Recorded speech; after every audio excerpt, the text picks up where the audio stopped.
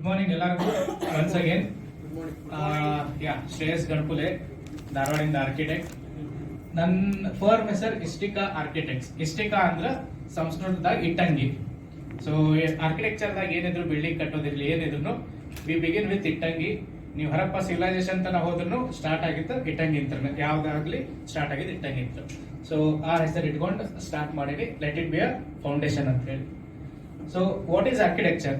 ನಾವು ಏನ್ ಕಲಿಬೇಕಂದ್ರು ಫಸ್ಟ್ ನಮ್ಗ ಮೊದ್ಲ ABC ಅಂತ ಶುರು ಮಾಡ್ತಾರ, ಅಥವಾ ಕನ್ನಡದಾಗ ಅಂತ ಶುರು ಮಾಡ್ತಾರ. ಸೊ ಆರ್ಕಿಟೆಕ್ಚರ್ ಅಂದ್ರೆ ಏನ್ ತಿಳ್ಕೊಬೇಕಂದ್ರೆ ಅದು ABC ನ ಅದ. ಸೊ ವಾಟ್ ಈಸ್ ABC ಅಂದ್ರೆ art of building construction. So building construction ಒಂದು ಸೈನ್ಸ್ ಇತ್ತಂಗ, ಆಮೇಲೆ ಅದಕ್ಕೆ ಆರ್ಟ್ ಜೋಡಿಸಿದ್ವಿ ಅಂದ್ರೆ ಅದು ಆರ್ಕಿಟೆಕ್ಚರ್ ಆಗ್ತದೆ. ಸೊ ಇದ್ರೊಳಗೆ ನಿಮ್ಗೆ ಆರ್ಟ್ನು ಇರ್ತದ, that is aesthetic part. Building construction ಅಂದ್ರೆ ಟೆಕ್ನಿಕಲ್ ಪಾರ್ಟ್. ಸೊ ಆರ್ಕಿಟೆಕ್ಟ್ ಈಗ ಅಸ್ಥೆಟಿಕ್ ನಾಲೆಜ್ ಇರಬೇಕು, ಆಮೇಲೆ ಅದ್ರ ಜೊತೆಗೆ ಟೆಕ್ನಿಕಲ್ ನಾಲೆಜ್ ಇರಬೇಕು. So that is architecture. Who is an architect?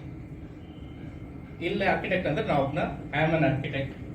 So who is an architect ಅಂದ್ರೆ a professional who is qualified to design and provide advice, both aesthetic and technical. So agala ಹೇಳಿದಾಗ both aesthetic and technical knowledge ಯಾರು ಕೊಡ್ತಾರ and he must know it. So he is an architect. So that may be for public or private landscape. So architect andre he may design public spaces, private spaces. It may be a small toilet, small rack also, and he may design up to the urban level. So ಈ hole scale ದಾಗ ಏನ್ designing part ಬರ್ತದಲ್ಲ, that can be done by an architect. So skills of an architect. ಒಬ್ಬ architect ಕಡೆ ಹೋಗ್ತೇನಂದ್ರ ಅವನ ಕಡೆ ಏನೇನ್ skill ಇರಬೇಕು, ಸೊ ಆ ಸ್ಕಿಲ್ ಎಲ್ಲ ನೋಡಿ ನೀವು ಹೋಗ್ಬೇಕಾಗ್ತದೆ.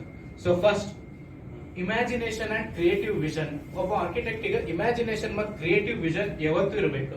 ಅದು ಎದ್ರೊಳಗಿರ್ಬೇಕು? He must know the qualities of light, texture, ಆಮೇಲೆ ಶೇಡ್ ಅಂಡ್ ಶಾಡೋ, ವೆಂಟಿಲೇಷನ್, ಇವೆಲ್ಲ ಅವನಿಗೆ ಗೊತ್ತಿರ್ಬೇಕು. And he must have a creative vision. ಅವ ನಿಮ್ ಪ್ರಾಜೆಕ್ಟ್ ಅನ್ನ ಒಂದು ಕ್ರಿಯೇಟಿವ್ ವಿಷನ್ ತಗೊಂಡು ಹೋಗ್ತಾನ. So it may be your only project, ಅದನ್ನ ನಾವು ಮಾಡ್ಬೇಕು. He may have number of projects, but it is your only project. Creative vision ನಿಮ್ದು ಅಲ್ಲ, ಅದನ್ನ ನಾವು ನೆಕ್ಸ್ಟ್ ಲೆವೆಲ್ ತಗೊಂಡು ಹೋಗ್ಬೇಕು. So next is practical and technical knowledge. So this is most important. ಸುಮ್ನೆ ಡಿಸೈನ್ ಮಾಡಿ ಚಂದ ಕಾಣ್ಬೇಕಂತ ಮಾಡೋದಿರಂಗಿಲ್ಲ. ಸೊ ಅದಕ್ಕೆ ಒಂದು ವ್ಯಾಲ್ಯೂ ಇರಬೇಕು. Form follows function. ಸೊ ಯಾವ್ದ ಫಂಕ್ಷನ್ ಈಗ ಒಂದು ಫಾರ್ಮ್ ಇರಬೇಕು, ಅಥವಾ ಒಂದು ಫಾರ್ಮ್ ಕೊಟ್ಟೆ ಅಂದ್ರೆ ಅದಕ್ಕೆ ಒಂದು ಫಂಕ್ಷನ್ ಇರಬೇಕು. So form follows function. Next is interpersonal skills, psychological understanding and ethical practice.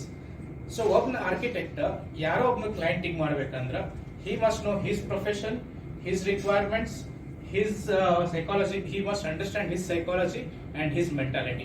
So these are most important for him.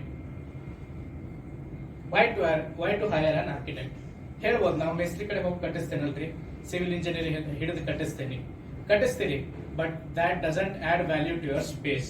So ಒಂದು ಸ್ಪೇಸಿಗೆ ವ್ಯಾಲ್ಯೂ ಆಡ್ ಮಾಡಬೇಕು, ಒಂದು ಲೈಫ್ ಆಡ್ ಮಾಡ್ಬೇಕಂದ್ರೆ you should hire an architect. So ಯಾವ್ಯಾವ points ಬರ್ತಾವೆ ಇದ್ರೊಳಗೆ ನೋಡಿದ್ರೆ ಅಂದ್ರೆ, ನಿಮ್ಮ ಡಿಸೈನ್, ನಿಮ್ಮ ಮನಿ ಅಥವಾ ನಿಮ್ಮ ಸ್ಪೇಸ್ ಏನೇ ಇರಲಿ ಅದನ್ನ ಅದಾಗಬೇಕಂದ್ರೆ ಆರ್ಕಿಟೆಕ್ಟಿಗೆ ಅದ್ರದ್ದು ಪ್ರಾಪರ್ ನಾಲೆಜ್ ಇರ್ತದ. ಸೊ ಯಾವ ಸ್ಪೇಸ್ ಕೊಟ್ರು ಅದನ್ನ ಬೆಸ್ಟ್ ಯುಟಿಲೈಸ್ ಮಾಡಿ ಅದನ್ನ ಎಕ್ಸಿಕ್ಯೂಟ್ ಮಾಡ್ಬೋದವ. Next is conceptualisation. ನೀವು ಒಬ್ಬನ ಆರ್ಕಿಟೆಕ್ಟಿಗೆ ಒಂದೇನೋ ಐಡಿಯಾ ಕೊಟ್ರಂದ್ರೆ ಅದನ್ನ ಕಾನ್ಸೆಪ್ಟ್ ಆಗಿ ಮುಂದೆ ತಗೊಂಡು ಹೋಗ್ತಾನವ. ಸೊ ಅದಕ್ಕೆ ಒಂದ್ ಕಾನ್ಸೆಪ್ಟ್ ಕೊಡ್ಬೋದು, ಎರಡು ಕಾನ್ಸೆಪ್ಟ್ ಕೊಡ್ಬೋದು, ಎನ್ ಕಾನ್ಸೆಪ್ಟ್ ಕೊಡ್ಬೋದು.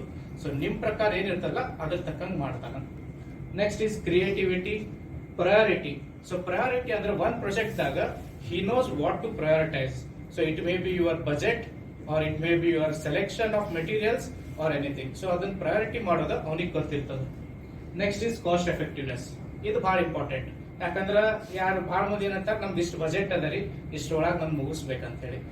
ಆರ್ಕಿಟೆಕ್ಟ್ ಅಂತ ಕೂಡ ಏನ್ ಮಾಡ್ತಾರ, ಡಿಸೈನ್ ಮಾಡ್ಕೊಂತ ಹೋದಂಗ ಕಾಸ್ಟ್ ಎಫೆಕ್ಟಿವ್ ಜಾಸ್ತಿ ಹಾಕೊಂತ ಹೋಗ್ತದೆ. ಸೊ ಯಾರು architect ಇರ್ತಾನಲ್ಲ he must be very cost effective. Next is social responsibilities. So he must have social responsibilities. So ಅದರೊಳಗೆ ಏನಿರ್ತದ ಅಂದ್ರೆ ನೇಚರ್ ಬಗ್ಗೆ ಇರಲಿ ಅಥವಾ ಬೇರೆ ಸಮಾಜದ ಬಗ್ಗೆ ಇರಲಿ ಅಥವಾ ನೇಬರ್ಸ್ ಬಗ್ಗೆ ಇರಲಿ, ಅದ್ರ ಬಗ್ಗೆ ರೆಸ್ಪಾನ್ಸಿಬಿಲಿಟಿ ಇರಬೇಕು. So next is exclusivity. he must be very exclusive about your selection. Then environmental awareness, communication, and lastly architecture is a good investment and a long term investment. So ಹಗಲೆಲ್ಲ ನೀವು ಮನಿ renovate ಮಾಡೋ ಬದಲಿ one time ಆರ್ಕಿಟೆಕ್ಟಿಗೆ invest ಮಾಡ್ರಿ, it will be a long time.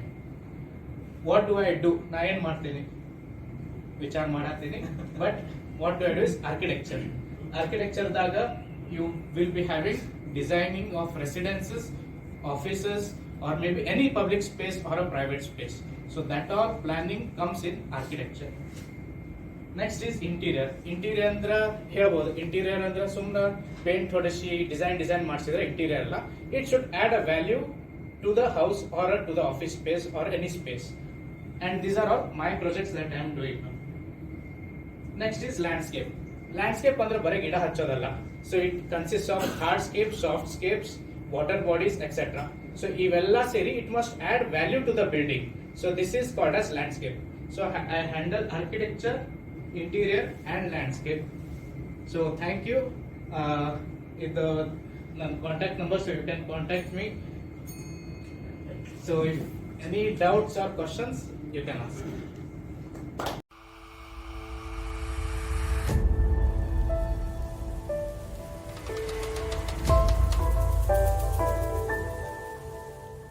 Business ಫೋರಮಿನ ಈ video ತಮಗೆ ಇಷ್ಟ ಆದಲ್ಲಿ ಸಬ್ಸ್ಕ್ರೈಬ್ ಮಾಡಿ, ಬೆಲ್ ಐಕನ್ನ ಒತ್ತಿ, ಲೈಕ್ ಮಾಡಿ, ಕಾಮೆಂಟ್ ಮಾಡಿ ಮತ್ತು ಶೇರ್ ಮಾಡಿ. ಮತ್ತೊಮ್ಮೆ